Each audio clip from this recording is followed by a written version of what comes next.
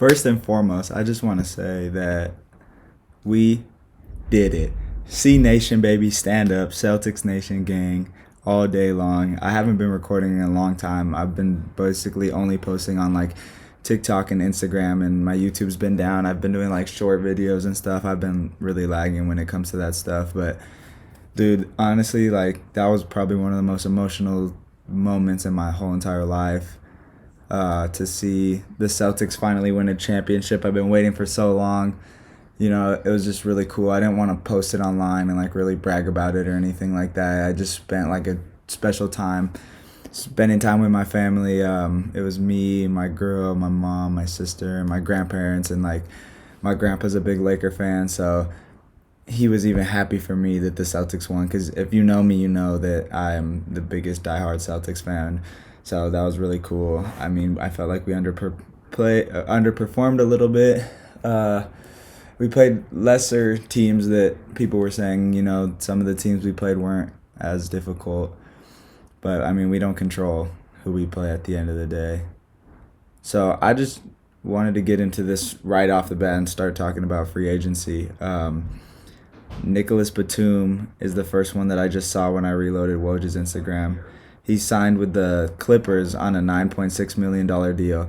You know what's funny? I seen the top comment. It was like, why he avoiding PG? So he left LA, went to Philly. PG came to Philly, and then he went back. This doesn't do anything for me for the Clippers. They're still going to be the same team that they were, first or second round exit. Kawhi will play like 40 to 60 games, so this isn't really big news. This is something I really wanted to talk about. New trio in Dallas. This is pretty cool. Klay's, to me, very underwhelming as a player. I think that after his injury, he was good in that finals run, but like this is okay.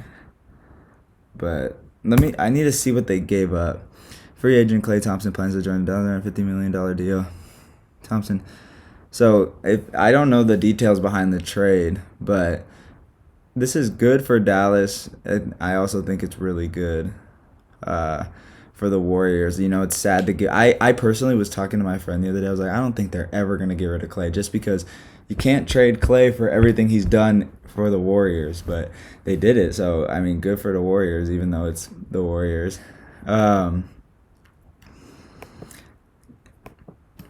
Yeah, I saw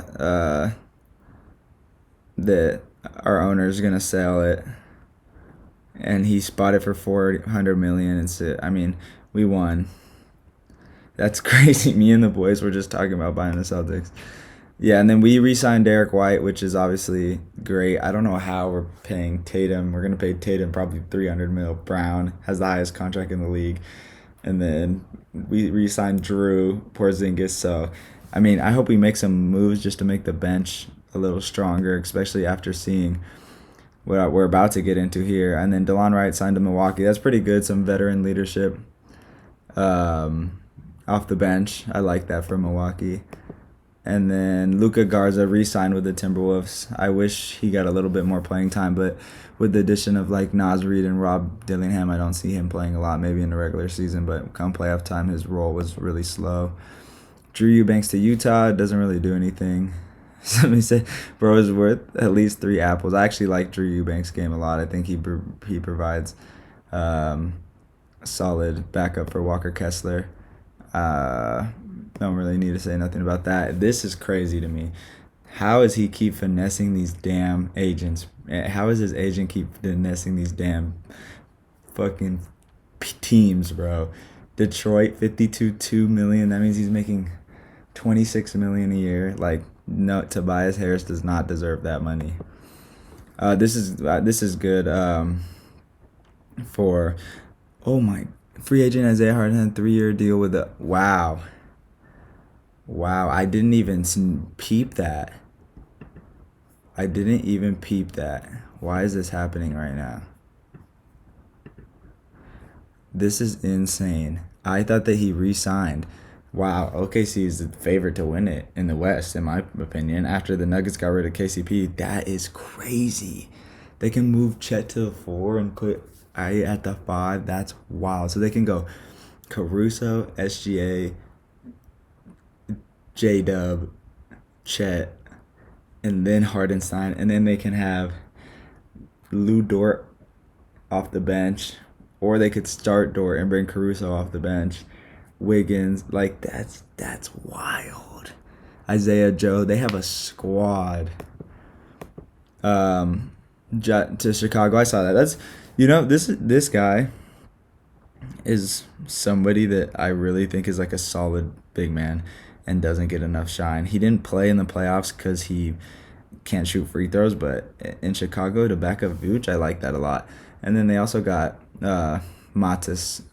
So, yeah, Chicago is interesting. I think they're going to be decent next year. Tyrese obviously re-signed. And then this is the one that everybody's been talking about. Paul George to the Clippers. To the Sixers from the Clippers. So, it's difficult to say what this does for the Sixers because obviously it makes them better. So their 5 will be Maxey, Eric Gordon, Paul George, Embiid, and Drummond. Like, putting Embiid at the 4, that's insane.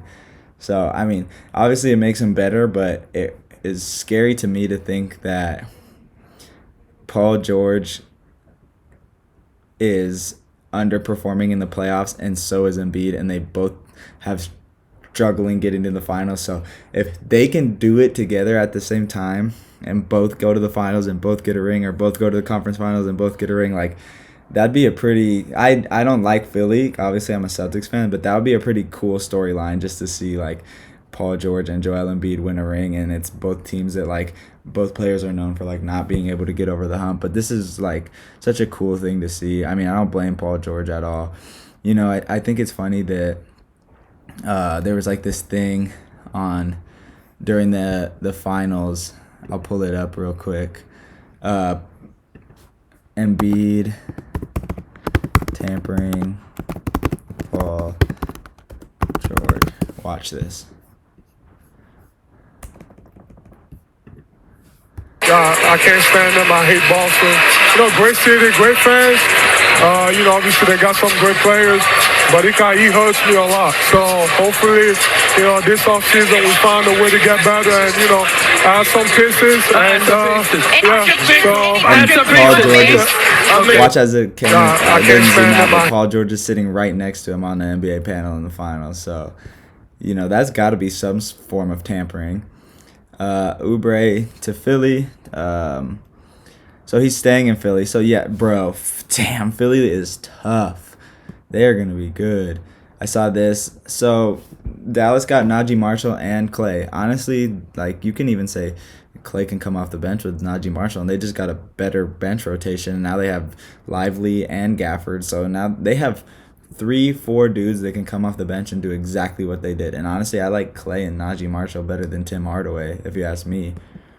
Mason Plumlee to Phoenix. I saw this. I'm not worried about Phoenix, honestly. There's only one ball in basketball. And then, obviously, we all saw Chris Paul to San Antonio. This doesn't do anything for me. I guess Castle will be a 2 or a 1, or they won't start him, and Chris Paul will just mentor him. I don't know. This is weird. I think that Chris Paul was ring chasing, and now it's over. He doesn't want to ring chase anymore, but it's cool. I think Chris Paul will be such a key figure in shaping Wemby and shaping Castle and shaping Kendall Johnson and like those young players that are gonna blossom. And obviously, he has one of the greatest coaches of all time. And then Valanciunas to the Wizards.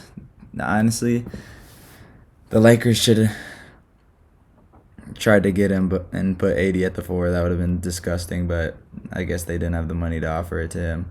This is crazy to me. I went on TikTok as soon as this dropped. This is huge for the Nuggets losing KCP. He's just so well-rounded. He was huge for the Lakers, and he was huge for the Mavericks. For the Nuggets. This, to me, makes them Magic contenders in the East. I got Celtics, Sixers, Bucks, Knicks, Magic are right there on the outside looking in, and now that they got KCP, they just took the Cavs game 7. Can you imagine if the Magic would have beat the Cavs and then we would have to play the Magic, the Celtics? It would have been a totally different series. They would have won a couple of games. They're long. They stretch the floor really well. They have big bodies all throughout their whole entire roster. So, yeah, this is solid. And then, yeah, we re-signing Luke Cornett. And that's pretty much it. I mean, yeah, Max Christie re-signed. I saw Tobias re-signing. I think we got through most of the big ones. But yeah, what do you guys think about the trade market? Obviously, the biggest, huge ones are. I mean, the huge one to me was Clay and Paul George. But after I seen that the OKC got Mr. Isaiah Hardenstein, that is massive right there. That is insane. I did not, dude. Thunder are going to be a problem, and he deserved to get paid. He was great. I'm happy for my little, like, bright skin. But yeah, let me know down in the comments who won the trade. I hope my Celtics do something. Honestly, call me crazy, but I would trade Porzingis for something just because he's so injury prone in the playoffs, and our bench needs a lot more depth now that the East is like a gauntlet. So you let me know in the comments what you think. It's good to be back. Hopefully we get more trades so I can come in here again. I love y'all.